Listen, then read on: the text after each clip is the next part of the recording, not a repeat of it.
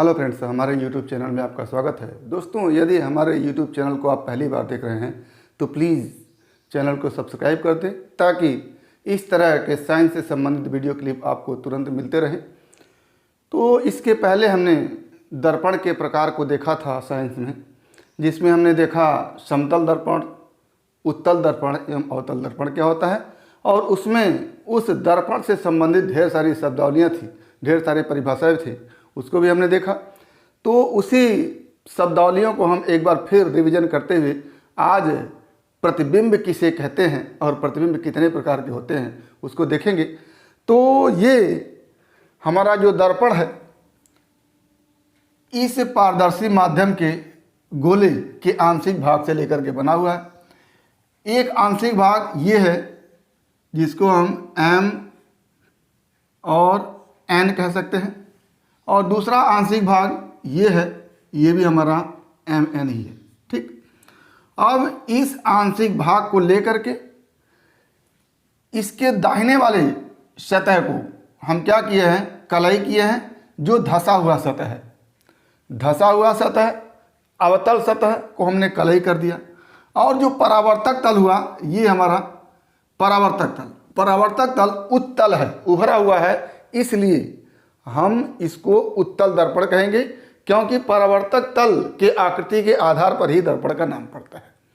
दूसरा भाग ये है इसी गोले का, जिसके उभरे हुए भाग को हमने कलई कर दिया है, उत्तल भाग को कलई कर दिया है, और ये धंसा हुआ भाग है वो परावर्तक तल है।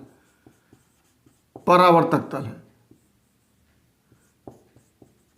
तो धंसा हुआ भाग या अवतल भाग परावर्तक तल है। तो ये हमारा अवतल दर्पण हो गया और ये हमारा उत्तल दर्पण हो गया। अब इससे संबंधित ढेर सारी शब्दावलियाँ भी थी। जैसे पहला वक्रता केंद्र को हम देखें तो इस गोले के आंशिक भाग को लेकर के ये उत्तल दर्पण भी बना हुआ है, अवतल दर्पण भी बना हुआ है। तो इसी गोले का केंद्र जो होगा ये वक्रता केंद्र होगा। तो चूंकि एक ही गोले से दोनों दर्पण बनाए गए हैं, इसलिए ये वक्रता केंद्र इसका भी वक्रता केंद्र हो जाएगा और इसका भी वक्रता केंद्र हो जाएगा। दूसरा हमने ध्रुव को देखा था, तो ये परावर्तक तल है जो अवतल है। अवतल दर्पण का ये परावर्तक तल है, इसका मध्य बिंदु जो होता है वो ध्रुव होता है। इस उत्तल दर्पण का ये परावर्तक तल है और इसका मध्य बिंदु ये ध्रुव है। इसको वर्टेक्स भी कहते हैं, कहीं कहीं पोल लिखा हुआ मिलता है। और तीसरा फोकस है, तो वक्रता केंद्र और ध्रुव के बीच जो पॉइंट F है इसको हम क्या कहते हैं, फोकस कहते हैं। चौथा मुख्य अक्ष।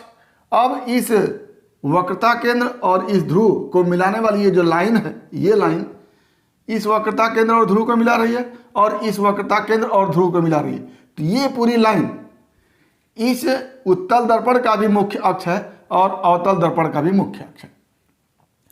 आगे इस फोकस और ध्रुव के बीच की जो दूरी है इसको हम फोकस दूरी कहते हैं और स्मॉल f से लिखते हैं। और इस ध्रुव और वक्रता केंद्र के बीच की दूरी को हम वक्रता त्रिज्या कहते हैं। ये बड़ी वाली दूरी क्या होती है, वक्रता त्रिज्या होती है, वक्रता त्रिज्या। और वक्रता त्रिज्या वास्तव में जिस गोले से ये दर्पण बनाए गए होते हैं उसी की त्रिज्या क्या होती है, वक्रता त्रिज्या होती है। तो ये हमारी छोटी छोटी शब्दावलियाँ थी जो दर्पण से संबंधित थी। अब हम आगे देखते हैं प्रतिबिंब क्या होता है, इमेज क्या होता है। प्रतिबिंब, इमेज, तो ये हम समझ लिए हैं कि किसी दर्पण पर आपतित प्रकाश की किरणें क्या होती हैं, परावर्तित होती हैं, और सभी रंग की आपतित प्रकाश की किरण परावर्तित होती है। तो जब हम दर्पण से इमेज देखते हैं तो वस्तु को उस दर्पण के सामने रख देते हैं, वस्तु को दर्पण के सामने रखते हैं और दर्पण में हम देखते हैं तो उस वस्तु का इमेज दिखता है। तो इसमें होता क्या है कि वस्तु से चलने वाली प्रकाश की किरण दर्पण पर पड़ती है जो आपतित किरण होती है, और वो प्रकाश की किरणें परावर्तित होती है। तो परावर्तित हुई प्रकाश की किरणें जिस बिंदु पर मिलती हैं वो बिंदु जो होता है वो उस बिंदु का प्रतिबिंब होता है जिस बिंदु से प्रकाश की किरणें आकर के परावर्तित हुई हैं। ये एक वस्तु है वो जिससे ढेर सारी प्रकाश की किरणें चलती हैं, लेकिन इमेज को समझने के लिए हम केवल दो प्रकाश की किरण ले रहे हैं। तो एक प्रकाश की किरण ये OA चल रही है और दूसरी प्रकाश की किरण OB चल रही है। दोनों प्रकाश की किरणें इस समतल दर्पण पर आपतित हो रही है। समतल दर्पण से आपतित होने के बाद ये प्रकाश की किरणें A के रूप में परावर्तित हो रही है और ये प्रकाश की किरण आपतित होकर के B के रूप में परावर्तित हो रही है। ये दोनों परावर्तित किरणें या तो किसी बिंदु पर मिलती हैं या किसी बिंदु से आती हुई प्रतीत होती हैं। तो जिस बिंदु पर मिलती है वो बिंदु या जिस बिंदु से आती हुई प्रतीत होती है वो बिंदु क्या कहा जाता है? वस्तु का प्रतिबिंब कहा जाता है। यानी इस बिंदु से दो प्रकाश की किरण चली OA और OB। दोनों प्रकाश की किरणें इस समतल दर्पण से परावर्तित हुई, परावर्तित होकर के A बनी और B बनी। अब ये परावर्तित किरणें हम देखेंगे कि किसी बिंदु पर मिलती हैं या किसी बिंदु से आती हुई प्रतीत होती है। तो ये A को यहाँ से अगर देखा जा रहा है तो पहले तो ये परावर्तित होती हुई कहीं मिलेगी नहीं, क्योंकि एक दूसरे से दूर जा रही हैं। तब हम यहाँ से देखते हैं क्या किसी बिंदु से आती हुई प्रतीत हो रही हैं। तो यहाँ से देख रहे हैं तो ये परावर्तित किरणें देखिए यहाँ से आती हुई प्रतीत हो रही हैं। तो ये I क्या हो जाएगा? इस वस्तु O का प्रतिबिंब हो जाएगा, इमेज हो जाएगा। ये क्या हो गया? प्रतिबिंब। इमेज इसकी इंग्लिश होती है, तो इमेज को शॉर्ट में I लिखते हैं। तो ये हो गया कि समतल दर्पण के सामने कोई बिंदु O था, इससे दो प्रकाश की किरण चली OA और OB, परावर्तित होने के बाद वास्तव में कहीं नहीं मिली, लेकिन ऐसे देखने पर लग रहा है कि ये इस बिंदु I से आ रही है। तो ये बिंदु I क्या होगा? इस बिंदु O का प्रतिबिंब होगा। अच्छा, दूसरा इमेज यहां से हम देखते हैं। ये O एक वस्तु है, इससे दो प्रकाश की किरण चल रही है। एक प्रकाश की किरण ये चल रही है OA, बिंदु A पर आपतित हो रही है और यही प्रकाश की किरण परावर्तित होकर के A दिशा में जा रही है। दूसरी प्रकाश की किरण OB है जो बिंदु B पर आपतित हो रही है और परावर्तित होने के बाद B दिशा में जा रही है। दोनों परावर्तित किरण को फिर हम देखेंगे तो देख रहे हैं कि परावर्तित किरण A और परावर्तित किरण B एक दूसरे से I पर मिल रही है। वास्तव में अगर एक बिंदु पर वास्तव में मिल रही है तो ये बिंदु जो होगा वो वास्तविक प्रतिबिंब होगा। क्या होगा? वास्तविक प्रतिबिंब। क्यों? क्योंकि दोनों परावर्तित किरणें वास्तव में किसी बिंदु पर मिल रही हैं। और यहाँ पर क्या था? दोनों परावर्तित किरणें किसी बिंदु से आती हुई प्रतीत हो रही हैं और जब आती हुई प्रतीत होती हैं तो वो प्रतिबिंब जो होता है वो आभासी प्रतिबिंब होता है। आभासी प्रतिबिंब। तो प्रतिबिंब दो प्रकार के हो गए, एक आभासी प्रतिबिंब और दूसरा वास्तविक प्रतिबिंब। जब किसी बिंदु से चलने वाली प्रकाश की किरण दर्पण से परावर्तन के पश्चात किसी बिंदु से आती हुई प्रतीत होती हैं तो ये जिस बिंदु से आती हुई प्रतीत हो रही है ये बिंदु आभासी प्रतिबिंब होगा। किसका? इस बिंदु O का। दूसरा, किसी बिंदु O से चलने वाली प्रकाश की किरण दर्पण से परावर्तन के पश्चात यदि किसी बिंदु पर वास्तव में मिलती है तो ये बिंदु जिस बिंदु पर वास्तव में मिल रही है इस बिंदु O का तो वास्तविक प्रतिबिंब होगा। तो अवतल दर्पण था तो यहाँ पर वास्तविक प्रतिबिंब बन गया और समतल दर्पण था तो आभासी प्रतिबिंब बन गया। आगे हम उत्तल दर्पण से देखते हैं। तो ये एक वस्तु है जहाँ से दो प्रकाश की किरण चल रही है OA और OB। OA प्रकाश की किरण दर्पण से परावर्तन के पश्चात A दिशा में जा रही है और OB प्रकाश की किरण दर्पण से परावर्तन के पश्चात B दिशा में जा रही है। अगर हम इन दोनों परावर्तित प्रकाश की किरण को देखें तो A इस दिशा में जा रही है और B इस दिशा में जा रही है। तो इधर कहीं भी ये मिलती हुई नहीं दिख रही हैं।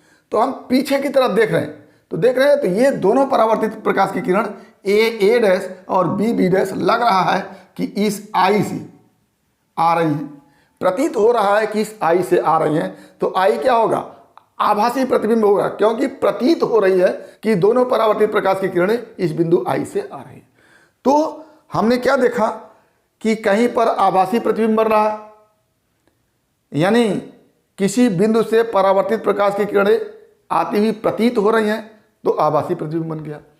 कहीं पर वास्तविक प्रतिबिंब बन रहा है, क्योंकि दर्पण से परावर्तित प्रकाश की किरणें वास्तव में किसी बिंदु पर मिल रही हैं। तो एक सवाल यहाँ पर बनता है कि किस दर्पण से आभासी प्रतिबिंब बनता है और किस दर्पण से वास्तविक प्रतिबिंब बनता है। तो आप एक चीज एकदम क्लियर हो लीजिए कि समतल दर्पण से जो भी प्रतिबिंब बनता है वो आभासी प्रतिबिंब बनता है। समतल दर्पण से जो भी प्रतिबिंब बनता है आभासी बनता है। उत्तल दर्पण से भी जो भी प्रतिबिंब बनता है आभासी बनता है। लेकिन अवतल दर्पण से सामान्यतः वास्तविक प्रतिबिंब बनता है, लेकिन एक स्थिति में आभासी प्रतिबिंब बनता है। यानी अवतल दर्पण से आभासी प्रतिबिंब बन सकता है और वास्तविक भी बनता है, लेकिन समतल दर्पण एवं उत्तल दर्पण से हमेशा आभासी प्रतिबिंब बनता है। तो अब हम प्रतिबिंब की परिभाषा लिखेंगे और प्रतिबिंब कितने प्रकार के होते हैं उसको लिखेंगे। तो क्या प्रतिबिंब किसे कहते हैं? किसी वस्तु बिंदु से चलने वाली प्रकाश किरण दर्पण से परावर्तित होने के पश्चात जिस बिंदु पर मिलती है या जिस बिंदु से आती हुई प्रतीत होती है, उस बिंदु को वस्तु बिंदु का प्रतिबिंब इमेज कहते हैं। तो प्रतिबिंब क्यों कहते हैं? क्योंकि वस्तु को बिंब कहते हैं और उसका जो इमेज बनता है उसको प्रतिबिंब कहते हैं। तो वस्तु क्या हो गया? बिंब, और उसका दर्पण के द्वारा बना हुआ इमेज क्या हो गया? प्रतिबिंब हो गया। तो अब हमने देखा कि किसी वस्तु से चलने वाली प्रकाश की किरण दर्पण से परावर्तन के पश्चात जिस बिंदु पर मिलती है या जिस बिंदु से आती ही प्रतीत होती है, वह बिंदु उस वस्तु का क्या होता है? प्रतिबिंब होता है। अच्छा, यह दो प्रकार का होता है। पहला वास्तविक प्रतिबिंब, यानी वस्तु बिंदु से चलने वाली प्रकाश की किरण दर्पण से परावर्तन के पश्चात जिस बिंदु पर वास्तव में मिलती है वही बिंदु क्या कहलाता है? उस वस्तु बिंदु का प्रतिबिंब बिंदु कहलाता है। तो क्या लिखेंगे? जैसे यहां पर वस्तु बिंदु से चलने वाली प्रकाश की किरण OA और OB, परावर्तन के पश्चात परावर्तित किरण A और B बनती है। दोनों भी परावर्तित किरण है, एक A और एक B आकर के इस आई पर मिल रही है। तो आई क्या हो जाएगा? इस वस्तु का इमेज हो जाएगा, प्रतिबिंब हो जाएगा। और दूसरा, इस वस्तु बिंदु O से दो प्रकाश की किरण है OA और OB चल रही हैं। दर्पण से परावर्तित होने के पश्चात ये A दिशा में जा रही है, ये B दिशा में जा रही है। दोनों कहीं पर नहीं मिल रही हैं, लेकिन यहां से देखने पर लग रहा है कि इस आई से आती हुई प्रतीत हो रही है। तो ये आई क्या हो गया? आभासी प्रतिबिंब हो जाएगा। तो क्या लिखे वास्तविक प्रतिबिंब में? वस्तु से चलने वाली प्रकाश किरण दर्पण से परावर्तन के पश्चात यदि किसी बिंदु पर वास्तव में मिलती है तो यह बिंदु आई वस्तु बिंदु O का वास्तविक प्रतिबिंब होगा। ये हो गया। जैसे चित्र में अवतल दर्पण से बना प्रतिबिंब आई वस्तु O का वास्तविक प्रतिबिंब है। अच्छा, ये आई जो है इस O का वास्तविक प्रतिबिंब है, क्योंकि दोनों परावर्तित किरणें A और B इस बिंदु पर मिल रही हैं। अवतल दर्पण से वस्तु की एक स्थिति को छोड़कर प्रतिबिंब हमेशा वास्तविक बनता है। तो इस स्थिति को आप याद रखें कि अवतल दर्पण से वस्तु की एक स्थिति को छोड़कर प्रतिबिंब हमेशा क्या बनता है? वास्तविक बनता है। अब आभासी प्रतिबिंब देखते हैं। क्या होगा इसमें कि यदि वस्तु से चलने वाली प्रकाश की किरण दर्पण से परावर्तन के पश्चात वास्तव में किसी बिंदु पर नहीं मिलती बल्कि किसी बिंदु से आती हुई प्रतीत होती है, तो यह बिंदु वस्तु बिंदु का आभासी प्रतिबिंब होगा। जैसे समतल दर्पण एवं उत्तल दर्पण में प्रतिबिंब आई वस्तु ओ का आभासी प्रतिबिंब है। तो ये इस तरह से हमने देखा कि यदि किसी वस्तु से चलने वाली प्रकाश की किरण दर्पण से परावर्तन के पश्चात किसी बिंदु पर वास्तव में मिलती है, तो वो बिंदु वस्तु बिंदु का वास्तविक प्रतिबिंब होता है। और यदि वस्तु से चलने वाली प्रकाश की किरण दर्पण से परावर्तन के पश्चात वास्तव में नहीं मिलती बल्कि किसी बिंदु से आती हुई प्रतीत होती है, तो यह बिंदु उस वस्तु का आभासी प्रतिबिंब होगा। और यहाँ पर देखिए इस उत्तल दर्पण में यहाँ से हम देख रहे हैं तो दोनों परावर्तित किरणें इस बिंदु से आती हुई प्रतीत हो रही हैं। तो ये बिंदु क्या होगा, आई इस ओ का आभासी प्रतिबिंब होगा। यहाँ पर देख रहे हैं तो ये दोनों परावर्तित किरणें ए डैश और बी डैश इस बिंदु से आती हुई प्रतीत हो रही है, तो ये बिंदु क्या हो जाएगा, इस बिंदु का आभासी प्रतिबिंब होगा। और यहाँ पर हम देख रहे हैं तो दोनों परावर्तित किरणें ए डैश और बी डैश इस बिंदु आई पर मिल रही है, तो ये आई क्या होगा, इस बिंदु ओ का वास्तविक प्रतिबिंब होगा। तो यहाँ पर एक लाइन और लिखेंगे कि समतल दर्पण एवं उत्तल दर्पण से हमेशा प्रतिबिंब आभासी बनते हैं। क्या लिखेंगे कि समतल दर्पण एवं उत्तल दर्पण से प्रतिबिंब आभासी बनते हैं। तो एक लाइन ये भी आपको याद करना है कि समतल दर्पण एवं उत्तल दर्पण से प्रतिबिंब हमेशा आभासी बनते हैं, और अवतल दर्पण से एक स्थिति को छोड़कर हर स्थिति में, प्रत्येक स्थिति में प्रतिबिंब हमेशा कैसा बनता है, वास्तविक बनता है। तो ये हमारा हो गया प्रतिबिंब किसे कहते हैं, वस्तु से चलने वाली प्रकाश की किरणें दर्पण से परावर्तन के पश्चात या तो किसी बिंदु पर मिलती हैं या किसी बिंदु से आती हुई प्रतीत होती हैं। तो ये दोनों ही बिंदु उस वस्तु बिंदु का क्या होगा, प्रतिबिंब होगा। और प्रतिबिंब दो प्रकार के होते हैं, एक आभासी, दूसरा वास्तविक।